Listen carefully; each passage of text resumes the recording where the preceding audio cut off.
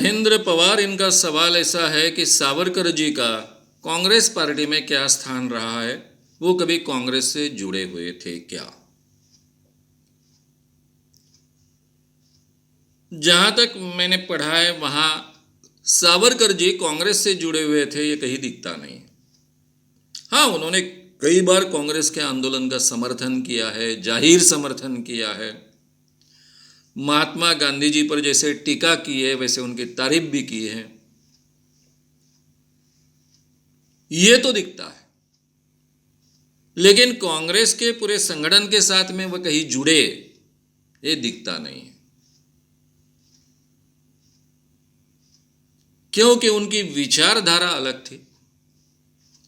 हिंसक क्रांति के द्वारा भारत को स्वतंत्रता प्राप्त हो सकती है ऐसा मानने वाले जो लोग थे उनमें वे थे।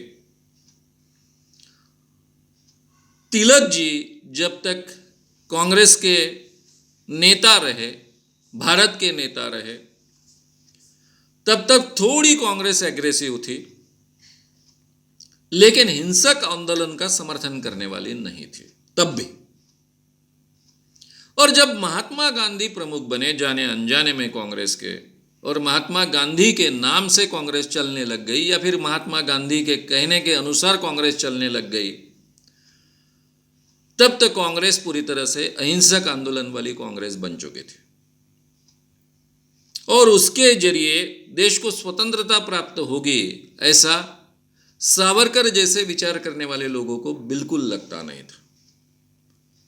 जो आत्मविश्वास गांधी जी को था, इन लोगों को बिल्कुल नहीं लगता था, क्योंकि पूरे दुनिया में इस ढंग से कभी परिवर्तन हुआ नहीं। पूरे दुनिया में इतनी बड़ी सत्ता के साथ में अहिंसक आंदोलन द्वारा संघर्ष ये दुनिया में पहली बार महात्मा गांधी के द्वारा अफ्रीका में और बाद में भारत में हुआ है। तो ये बहुत ही नया हथियार था, कोई इसका इमेजिनेशन भी नहीं कर सकता था।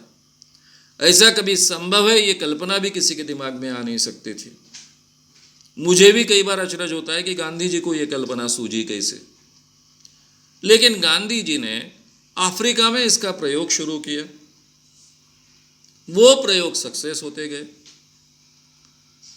उसमें उनको जैसे जैसे यश प्राप्त हुआ उसके बाद वो भारत में आए और भारत में नीली का सत्याग्रह से वही आंदोलन उन्हें उसी ढंग से हैंडल करना शुरू किया। सरकार डरते गई और उसमें से ये आंदोलन बहुत ज़्यादा मजबूत होते गया। तो ये जो तरीका है अहिंसा के जरिए, सत्याग्रह के जरिए स्वतंत्रता प्राप्त हो सकती है, इस बात पर ही सावरकर जी का विश्वास नहीं था। और 1916 में आए महात्मा गांधी भारत में 15 में, और तब से कांग्रेस जो बदलते गई और 1920 के बाद पूरी तरह से नेतृत्व महात्मा जी का एस्टेब्लिश हुआ। उस समय तो खुद सावरकर जी जेल में थे अंडमान में। 21 में वो छूटे, 3 साल रत्नागिरी के जेल में उनको रखा गया और फिर 224 में उनको छोड़ा गया, लेकिन रत्नागिरी के ही उनके घर में उनको नजर कैद में रखा गया। उनके कई एक्टिविटीज पर बंधन थे। तब तक तो महात्मा गांधी जी का पूरी तरह से कंट्रोल कांग्रेस पर निर्माण हो चुका था। कांग्रेस अहिंसक आंदोलन की दिशा में चलने लग गई थी और ये मार्ग मान्य नहीं था सावरकर जी को। इसलिए सावरकर जी का और कांग्रेस का डायरेक्टली संबंध एक कांग्रेस के अनुयायी या फिर लीडर कर दिखता नहीं है, लेकिन उन्होंने कई बार गांधी जी के और स्वतंत्रता आंदोलन का समर्थन किया है। गांधी जी की भी कई बार तारीफ भी की है। मैं गांधी और सावरकर ये विषय जब लूँगा तब शायद थोड़ा और विस्तार से इसके गहराई में जा पाऊँगा।